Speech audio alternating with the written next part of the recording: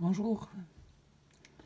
Alors, aujourd'hui, je suis partie de l'idée du hors-sol, du fait aussi de l'énorme conjonction Jupiter-Neptune qui commence aujourd'hui.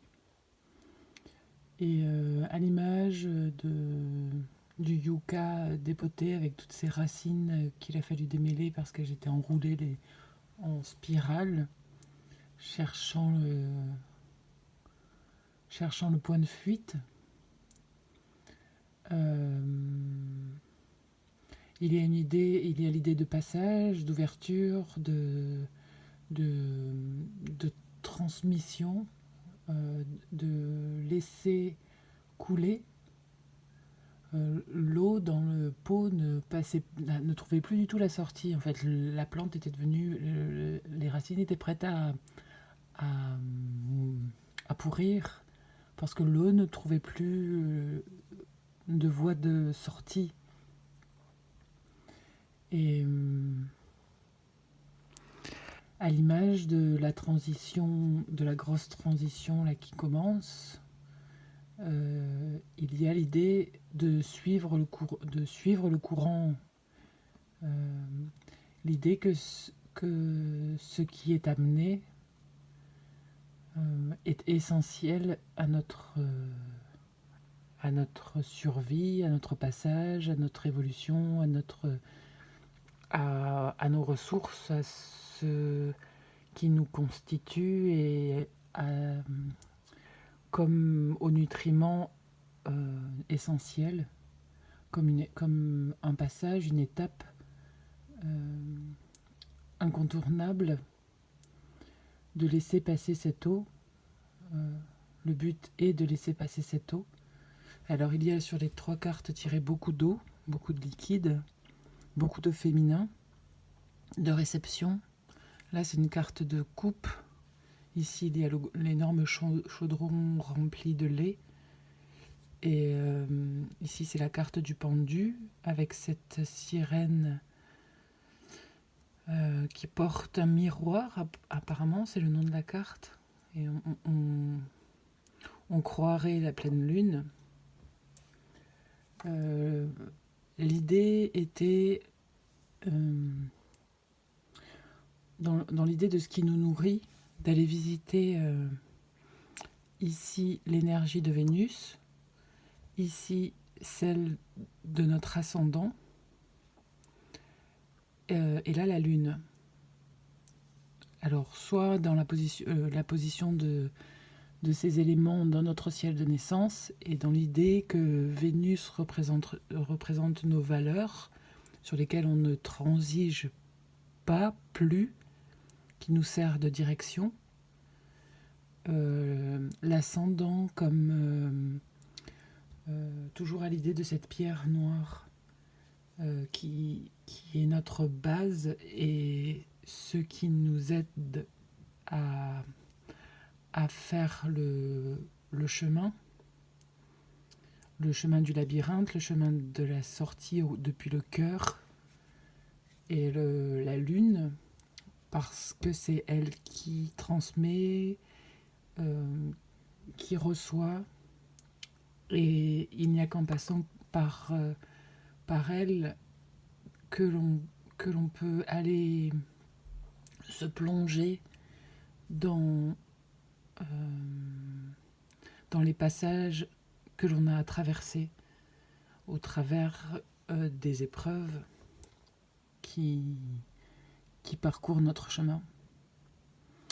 Donc pour ce qui concerne les valeurs, c'est à nouveau le cavalier de vase, représenté ici par l'anguille, avec ce glaive qui représente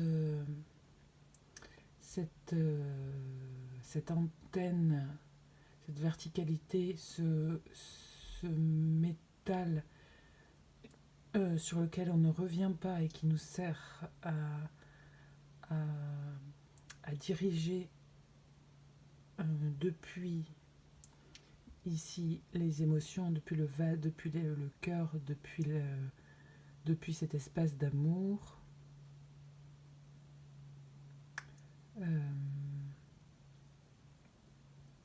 l'anguille qui glisse sur ses os et qui peut à tout moment laisser devenir le serpent qui transmet et qui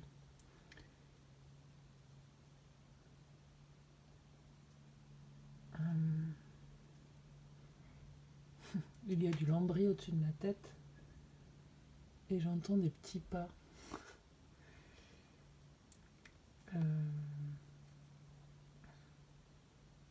Donc ces valeurs qui nous dirigent et depuis lesquelles on ne reviendra plus, que l'on ne remettra plus en question et qui représentent notre départ énergétique.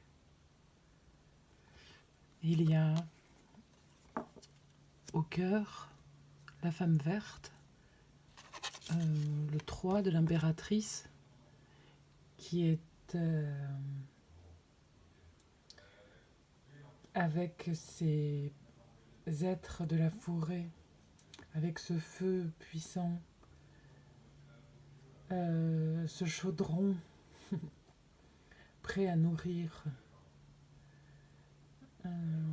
ce lait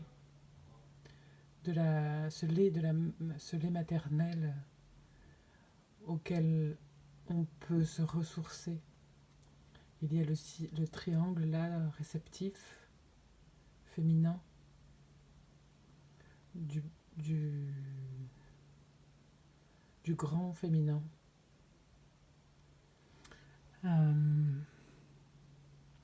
Dans cette idée d'être hors sol, c'était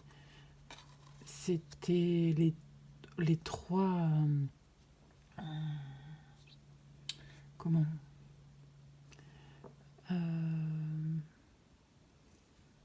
les trois éléments, les trois attributs. Alors comme il y a beaucoup d'eau, ça fait référence à ce féminin et le fait de chercher les nutriments en étant en dehors du sol, ces trois éléments nous permettent de nous diriger. La dernière carte est celle du pendu. Alors on dirait la carte de la lune. Ici c'est un héron qui est sur le passage. Il y a une idée de protection. Le navire ici accueille un être qui ressemble à un cocon de chenilles prêt à éclore. Il est encore attaché à une rive.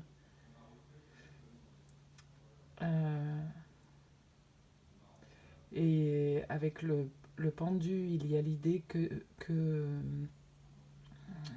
cette période de transition laisse passer tout ce dont on a besoin de capter pour assurer notre traversée.